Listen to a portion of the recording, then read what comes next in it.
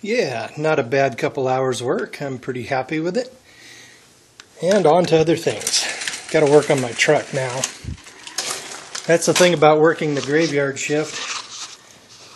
You either, depending on whether or not you want to sleep, you either get 3 days off or 1. So basically, I'm really not worth much unless until Sunday morning, which is my basically, and then Sunday night at 10:30 p.m. I gotta go back to work. Oh well, at least it pays well. But anyway, the other day, yesterday in fact, okay, let me start over again. You know, have you noticed now that people are starting to get used to the new economy, the new way that the economy is set up, meaning everybody's earning less and there's less energy in economic energy in the real economy. There's not as much going on, not as much employment. The people who are working aren't making as much, either actually making less in dollars, or they're just making the same and their dollars don't go as far, which is basically like a pay cut. But anyway, I have also noticed that people have been going away from.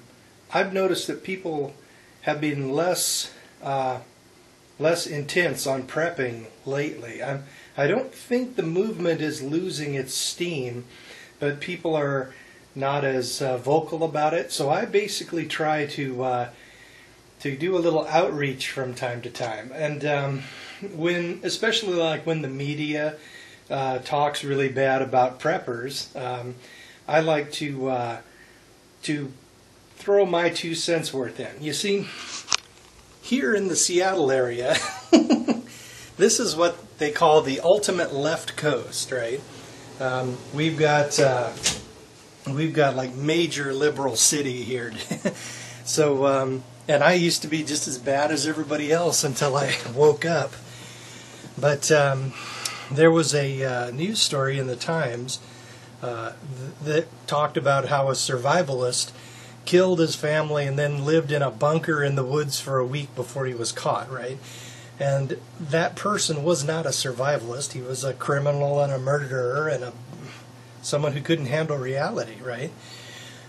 So I always like to sort of add my 2 cents worth into the conversation. And I'll go ahead and put my I think I'll put a link to the story and my response here. So basically, I go by the tag name Urban Prepper on in the Seattle Times comment section. Now I know it's Urban Prepper is a taken YouTube name, but still. But anyway, this guy lived in a debris hut, which the Seattle Times called a bunker, which it was not.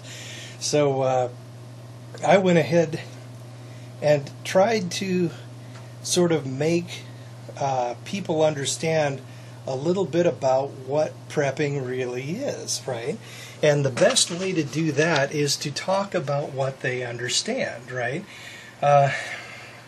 They might really not understand how serious debt is a drag factor on their lives, right?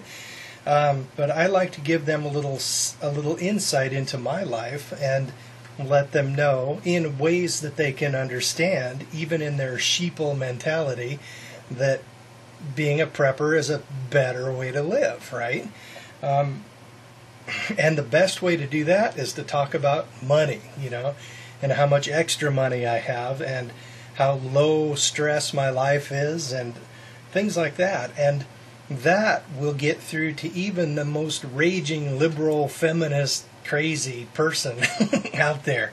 And believe me, Seattle's got a lot of them. If you want to find a liberal, just walk down a street in Seattle and you'll see them.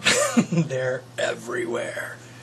So my response was to this. It was a tragic story about some crazy guy killing his family and then killing himself, and it was all that. And they called him a survivalist. Isn't that lame?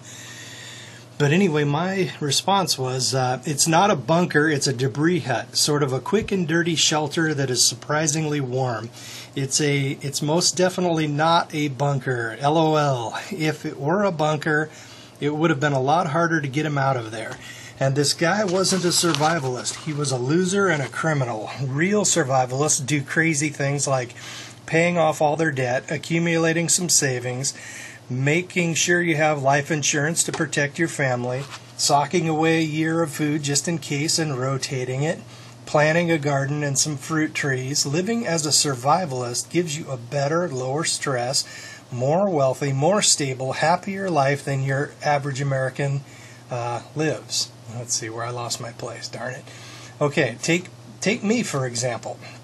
I've paid off my home and everything I own, cut my expenses back, and even though I live a comfortable life, I generally only spend about 30% of my take-home pay, and that's not even an exaggeration. Since I stopped buying precious metals in January was the last month that I think I bought $2,000 worth of gold. But anyway, since I stopped buying precious metals in January, the money has just piled up, and the savings account just hit $8,000. My goal is to save $28,000 over the next 10 months and then put it down on a house with a bigger yard and more room to garden. If I lived the standard American lifestyle, I'd be up to my eyeballs in debt all the way up to retirement, and I'd be stressing because if I lost my job, my whole life would just collapse. Now, but since I'm a survivalist, I have savings sufficient to last me about 48 months before I had to sell my home or cash in retirement savings. And then I went on in sort of a facetious way. Are you tired of being bored? Are you tired of the boring and stressed out life you lead? Then be a survivalist like me. You'll be glad you did. And a big toothy smile. Now, it might seem kind of obvious and basic to most people who are preppers, but to sheeple, the only exposure to what a survival is what the media tells them, and the government and the owners of all the media in the country, they do not want people to be survivalists. They want people to be dependent on the system, which they profit by every single day. And they really hate it. They hate it when people, instead of taking their shiny new cars and their super over the top mortgages and buying freaking vacations for $20,000, instead of doing that, a survivalist basically gives them the bird, right? And they really hate that because it hurts their bottom line. And every time a survivalist doesn't spend a dollar, right, it doesn't continue through the economy and getting taxed at every single step, right? Basically, the money kind of stops when it hits me. And so basically, they really don't like that. And so I suspect there's a deliberate effort among the elite and the media and everything else to make survivalists look like crazies. I think everybody who's into prepping pretty much knows that already.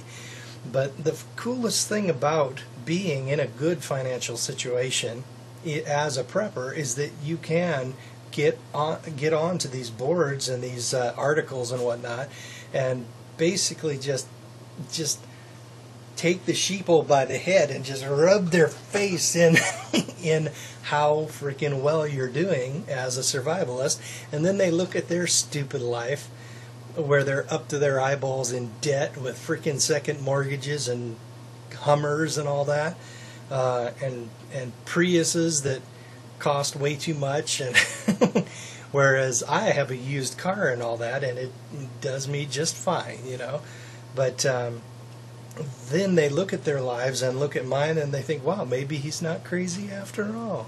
So that's my little outreach, and I do it whenever I can, whenever it's convenient.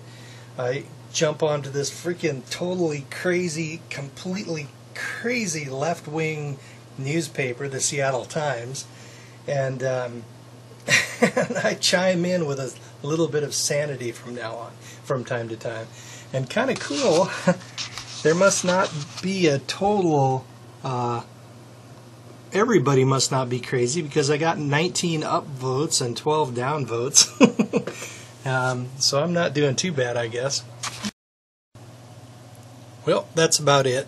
Later.